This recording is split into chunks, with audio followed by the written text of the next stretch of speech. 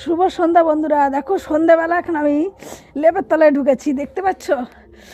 এত ঠান্ডা, এত ঠান্ডা, জীবনে আমি আর জীবনে কোনোদিনও ঠান্ডার সময় বাড়ি আসবো না। এত ঠান্ডা আমি সহ্য করতে পারছি না। আমি ঠান্ডার সময় এই ভয়েতে আমি আসি না, কিন্তু কালকে আমার হিয়ারিং আছে বলে আমাকে আসতে হলো, কিন্তু আমি আর কোনো দিন আসবো না ঠান্ডার সময়। এত ঠান্ডা আমি সহ্য করতে পারছি না।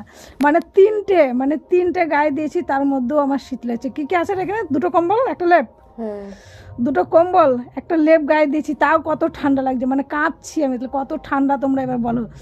কিন্তু আমি আর সহ্য করতে পারছি না, এত ঠান্ডা, কাঁপতে কাঁপতে। রেশটা দেখেছো, এদের অভ্যাস হয়ে গেছে, এরা বসে রয়েছে কীরকম, আর আমার এত শীত করছে তা কি বলবো, এত ঠান্ডা লাগছে। মানে বসে থাকবেন, লেপের তলায় আছি, তাও মানে এপাশ ওপাশ এপাশ ওপাশ মাঝখানে ধপ্পাস হচ্ছি, তবু মানে ঠান্ডা শেষ হচ্ছে না, এরকম অবস্থা। আমি আর জীবনে কোনো দিন ঠান্ডার সময় বাড়ি আসবো না। কালকে হিয়ারিংয়ের জন্য শুধু আমাকে আসতে হলো। এবার 2-3 দিনের মধ্যে আমি পালাতে পারলে বাঁচি এখান থেকে। এত ঠান্ডা আমার পক্ষে সম্ভব নয় সহ্য করা।